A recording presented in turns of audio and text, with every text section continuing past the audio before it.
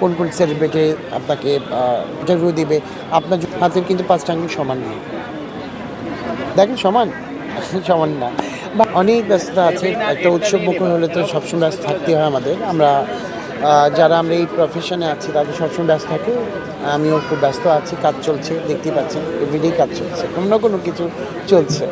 আমি সময় বের করে নেই, আমি সময়টা বের করে নিই এই কারণেই যে যদি আমি এক সপ্তাহের মধ্যে আমি 3 দিন ছুটি রাখি, 4 দিন ফ্যামিলিকে সময় দিই, কারণ আমাদের বাজার হাটও করতে হয়, আমার নিজের কাপড় চোপড় গোছাতে হয়, নিজের কাপড়গুলো সেট করে রাখতে হয়, কোন কাপড় কোথায় যাবে, কোন কাপড় বের করব, ওইভাবে একটা সময় বের করে নিই। যেমন সপ্তাহে আমি 3 দিন শুটিং করি, 4 দিন ফ্যামিলিকে দিই, বা 4 দিন যদি শুটিং করি 3 দিন ফ্যামিলিকে দিই, এরকমভাবে। কারণ আমার তো একটা শরীর, আমার তো রেস্টের দরকার আছে, তাই না? এগুলো আমার না মন থেকে আসে, আসলে আমি কখনো ভাবি না। মনে করেন কালকে শুটিং আছে, আজকে রাতে যখন আমি বিছানা যাই তখন মাথায় ঢুকে কালকে কি করব, কি করব, সেই জায়গা থেকে এই ভাবনাগুলো আসে। তখন সেটে যাই, তখন ভাবি যে এই কাজগুলো করব।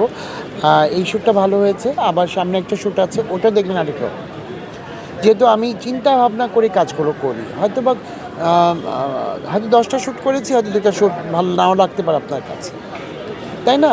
সব কিছু ভালো তো দেওয়ার চেষ্টা করি, আমি যেমন ভালো কাজ দেওয়ার চেষ্টা করি, আপনিও তো ভালো মানে ইন্টারভিউ নেওয়ার জন্য চেষ্টা করেন যে কোন কোন সেলিব্রিটি আপনাকে ইন্টারভিউ দিবে, আপনার জন্য ভালো হবে। সেরকম কিন্তু আমিও চিন্তা করি যে আমার কাজগুলো যেন ভালো হয়, সবাই যেন আমাকে ভালো বলে, এইভাবেই করি। আমি কাকে নিচ্ছি না বলেন তো? আমাকে বলেন যে একে নিচ্ছেন না আপনি। কেউ কি বলেছে যে আমি তাকে নেইনি? বলেন। ধরেন ইন্ডাস্ট্রিতে তো কাউকে না কেউ না কেউ তো বাদ পড়ছেই না আপনার না, কাছে। বাদ পড়ছে না। আমি যখন মনে হচ্ছে যে এই জায়গাটা আমি এই আর্টিস্টটাকে নিব, আমি কিন্তু তাকে নিয়ে নিচ্ছি। কারণ আমার কাছ থেকে কিন্তু কোনো আর্টিস্ট বাদ যায় না। যে আমি আমার গল্পের প্রয়োজনে আমি চিন্তা করি একে নিব। আমি যখন মডেল পার্ট করি তখন আমি সিনিয়র মডেল নিয়ে নিই। আর যখন সেলিব্রিটি পার্টটা চিন্তা করি তখন আমি সেলিব্রিটি চিন্তা করি, এই থিমটাতে কাকে ভালো লাগবে, এই কাপড়টা কাকে মানাবে।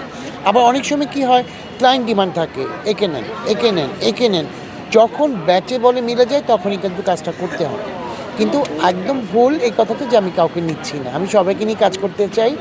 এই মিডিয়াটা আমি সবসময় বলে থাকি, এটা আমার একটা ফ্যামিলি। আমি ফ্যামিলি সবাই সাথে থাকতে চাই, সবাইকে ভালোবাসা দিতে চাই। না, আমি ওই যে বললাম যে আমি যখন শপিংয়ে বের হই তখন হয়তো বা একসাথে আমি অনেকগুলো কাপড় নিয়ে নেওয়া হয়ে যায়। ওই যে বললাম যে ঈদ মানে কি, ঈদটা হচ্ছে কি আমার আমার মানে প্রতি মাসটাই আমার ঈদ। নতুন কাপড় কোনো না কোনোভাবে বাসায় ঢুকে যায়। যেহেতু আমি এই প্রফেশনে আছি, আমাদের তো নতুন কিছু পড়তে হয়। সেই জায়গা থেকে যে কোনো ব্র্যান্ডের সঙ্গেই কাজ করি না কেন, ওদের কাছ থেকে আমি গিফট পাই, আবার আমি নিজেও পারচেস করি। অনেক ভালো লাগে কাজ করে যখন ব্র্যান্ড থেকে আমাকে কাপড়গুলো দেয় বা যে কোনো গিফট পাঠায়, তখন আমি চেষ্টা করি। আসলে ওদের তো প্রমোশন, এখন তো প্রমোশন, আগে তো এটা ছিল না। এখন আমি যতটুকু পারি আমি প্রমোশন করে দেই, বা গিফট পেতে তো আমার ভালোই লাগে, কারণ ব্র্যান্ডও খুশি হয়ে যায় যখন আমি একটু থ্যাঙ্কস বলে দিই। এইটাই তো আমাদের কাছ থেকে ব্র্যান্ডে আশা করে। হাতের কিন্তু 5টা আঙুল সমান নেই।